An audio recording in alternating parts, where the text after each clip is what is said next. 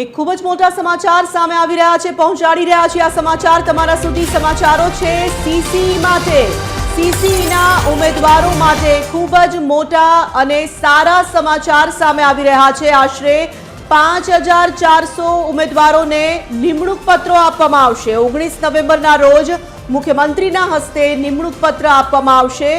એ અને બી ગ્રુપના પસંદ થયેલા ઉમેદવારોને ઓર્ડર મળશે।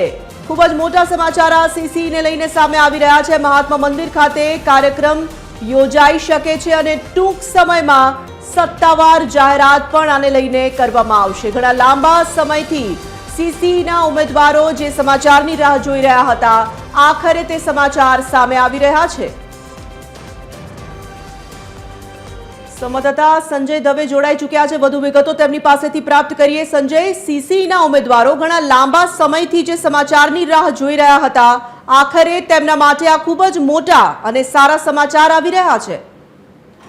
બિલકુલ તોરલ, આપે જે રીતે જણાવ્યું રીતે વર્ગ એ અને વર્ગ બીની સીસીઈની પરીક્ષા માટે હજારો વિદ્યાર્થીઓએ જે રીતે પરીક્ષા આપી હતી અને એ પરીક્ષા યોજાઈ ગયા બાદ હવે નિમણૂક પત્રો એટલે કે મુખ્યમંત્રીના હાથે એમને નિમણૂક પત્રો આપવાની જે 5400 ઉમેદવારોને જે તૈયારી થઈ ગઈ છે, ખૂબ સારા સમાચાર છે, ખૂબ મોટા સમાચાર છે। કારણ કે ગૌણ સેવા પસંદગી મંડળ અંતર્ગત આ યોજાતી આ પરીક્ષા હોય છે, જેની અંદર હજારો વિદ્યાર્થીઓ પરીક્ષા આપતા હોય છે।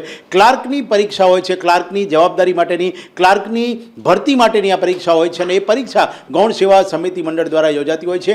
વર્ગ એ અને વર્ગ બીની આ પરીક્ષા યોજાઈ ગઈ હતી ગત મહિનાઓમાં અને ત્યારબાદ એમના પરિણામની વાત અને એના પછી હવે નિમણૂક પત્રો આપવાની વાત છે, એટલે કે હજારો વિદ્યાર્થીઓને એક સાથે નિમણૂક આપવામાં આવશે। એટલે એવું કહી શકાય કે ગુજરાત રાજ્યના જે વિકાસ છે, વિકાસની અંદર જે રીતે કામ કરતા જે ઉમેદવારો છે એ પણ હવે જોડાશે અને એની સાથે જે રીતે પોતે જે રીતે અત્યારે પસંદગી પામ્યા છે એ તમામ ઉમેદવારોને હવે નિમણૂક પત્રો મુખ્યમંત્રીના હાથે આપવામાં આવશે। આપે જણાવ્યું રીતે કદાચ મહાત્મા મંદિરની અંદર આ સમગ્ર કાર્યક્રમનું આયોજન થઈ શકે છે, જેને કહેવાય કે 19મી નવેમ્બર કદાચ અંતર્ગત આ પરિણામો જે થઈ ગયા છે એના પ્રમાણે હવે એમને નિમણૂક પત્રો એનાયત કરવામાં આવશે।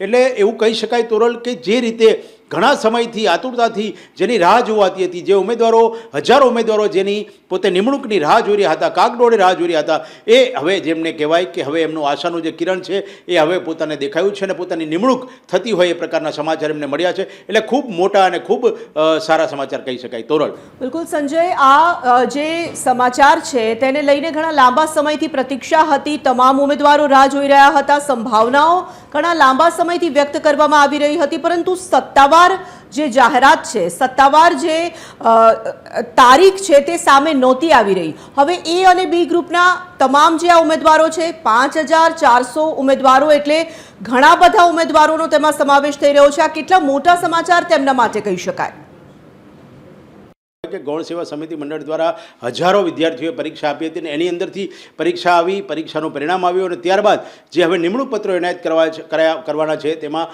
5400નો આંકડો એટલે કે અલગ અલગ વિભાગની અંદર, અલગ અલગ સરકારી વિભાગની અંદર ક્લાર્કોની નિમણૂક કરવામાં આવશે અને એ તમામ લોકો જે પસંદગી પામ્યા છે દરેક લોકોને નિમણૂક પત્ર એનાયત કરવામાં આવશે। એટલે તમે કહ્યું રીતે ઇંતજાર ખૂબ લાંબો હતો, રાહ દરેક લોકો જોઈ રહ્યા હતા, કારણ કે જે રીતે રોજગારીનો પ્રશ્ન સરકાર સામે હતો, ભરતીનો પ્રશ્ન સરકાર સામે હતો, ત્યારે હવે જ્યારે આ સમાચાર સામે આવે છે ત્યારે એટલું કહી શકાય કે હવે જે વિકાસશીલ ગુજરાત છે એના વિકાસમાં આ લોકો પણ સામેલ થશે અને વિકાસ જે છે આગળ વધશે અને જે નોકરીની ઈચ્છા અથવા એની રાહ જોઈને બેઠા હતા એ તમામ ઉમેદવાર માટે જે આ એક રાહતના સમાચાર છે, એમની નિમણૂક થશે અને ત્યારબાદ એ લોકો કામગીરી શરૂ કરશે। જી તોરલ। બિલકુલ સંજય, ધન્યવાદ તમામ જાણકારી માટે। તો ફરી એક વખત આપને જણાવીએ, સીસીના ઉમેદવારો માટે આ ખૂબ જ મોટા અને સારા સમાચાર। આશરે 5400 ઉમેદવારોને નિમણૂક પત્રો આપવામાં આવશે। 19 નવેમ્બરના રોજ મુખ્યમંત્રીના હસ્તે આ નિમણૂક પત્રો અપાય તેવી સંભાવનાઓ અત્યારે પ્રબળ દેખાઈ રહી છે।